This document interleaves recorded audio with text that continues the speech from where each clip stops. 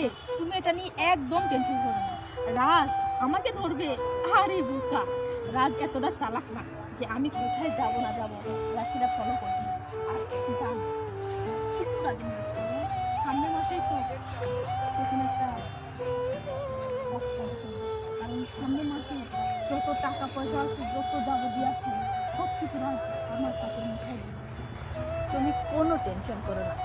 আর তো কয়েকটা দিন, তারপরে আমি আর তুমি আনন্দের সাথে।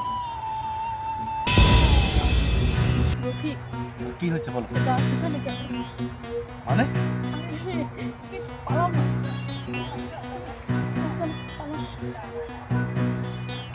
আরে আরে রাজ তুমি আরে আর বলো না, তুমি অফিসে আসো মনের মধ্যে অনেক খারাপ লাগছিল, বাসায় জান্না ছটফট করতে লাগছিল, তো ভাবলাম একটু পার্কে একটু ঘুরে আসি। তাই? আসলে তোমাকে ফোন না মানে দেই নেই, তুমি কিছু মনে করো থাক না। থাক থাক, সমস্যা নাই। তুমি আমাকে ফোন দাও নাই তাতে তো আমি বেজার নেই। আমি সব কিছু জেনে শুনে বুঝেই এখানে আসছি। আমি জানি যে তুমি কিছু মনে করবে না, না এই জন্য আমার বউ আমাকে রেখে পার্কে ঘুরতে আসছে একা একা, এটা তো আমার খুশির সংবাদ, তাই না?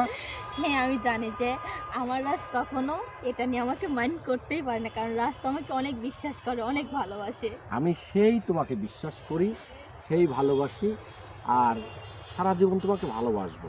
তবে তবে রাজ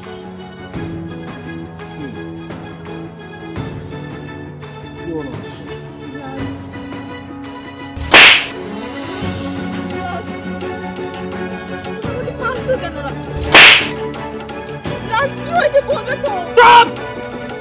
এই প্রতারক, এই বেঈমান, এই ছলনাময়ী, তুই কি ভাবছিলি? ভাবছিলি কি আমি কিছুই বুঝতে পারবো না, আমি কিছুই জানতে পারবো না? আমি কিছুদিন ধরে তোর চলাফেরা কৌশল সব কিছু বুঝতে পারতেছিলাম। আমি বুঝতেছিলাম যে আমি যখন বাড়িতে আসি তখন তুই খুব সুন্দরভাবে আমার সাথে আচরণ করিস, কিন্তু মাঝে মধ্যে তোকে যেন মানে আনমনা আনমনা ভাবটা দেখায়। আসলে একটা বউ তার স্বামী ঘরে আসার সাথে সাথে খুশি থাকবে, তাকে খাবার দাবার দেবে, মানে তার আচরণ দেখলেই একটা হাজবেন্ড বুঝতে পারে যে আসলে তার বউয়ের মধ্যে কি চলাফেরা করছে। তোর মধ্যে তো আর একটা পুরুষ বসবাস করে।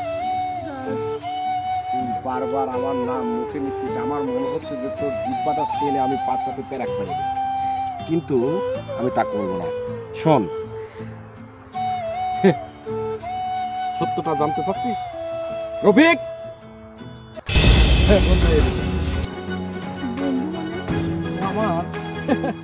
আমার খুব ক্লোজ বন্ধু।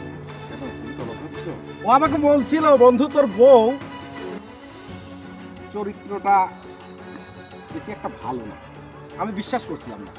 আমি দেখলাম যে একটা মানুষ যখন একটা মানুষকে নিয়ে সমালোচনার সম্মুখীন হচ্ছে, অর্থাৎ আমার বউকে খারাপ বলতেছে, অবশ্যই ওর ভিতরে খারাপ কোনো লক্ষণ আছে।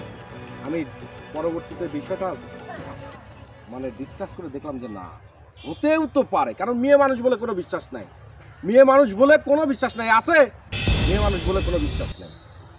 তবে সেই জায়গা থেকে আমি ওকে বললাম, ঠিক আছে তোর মতো তুই কাজ চালায় যা, বাকিটা আমি একটু সচকে দেখতে চাচ্ছি। তার থেকে সম্পর্ক শুরু। আজকে আজকে ও তোর সব কিছু বুঝাই দিল, সব কিছু দেখাই দিল আঙ্গুল দিয়ে। বন্ধু, আসলে একটা কথা কি জানিস, প্রকৃত বন্ধু তো সেই যে বিপদের সময়, এটা তো বিপদই, আমি এখন ওকে বিপদ আপদ সব কিছু মনে করি। বলো। দেখো আসলে আমি অনেক বড় ভুল করছি, প্লিজ তুমি আমাকে ক্ষমা করে দাও, আমাকে একটা সুযোগ দাও।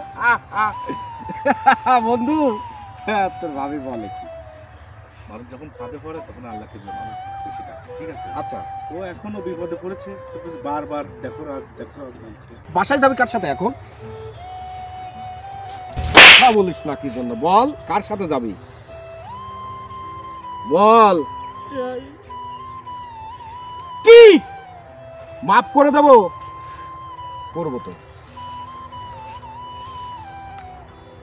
তাহলে এই পার্কে যত ছেলে পেলে আছে না, সেগুলোর সাথে তুই এখন থেকে থাক। বন্ধু, আয়। না কি আমার সময় আর একটা দিয়ে দাও। রাজ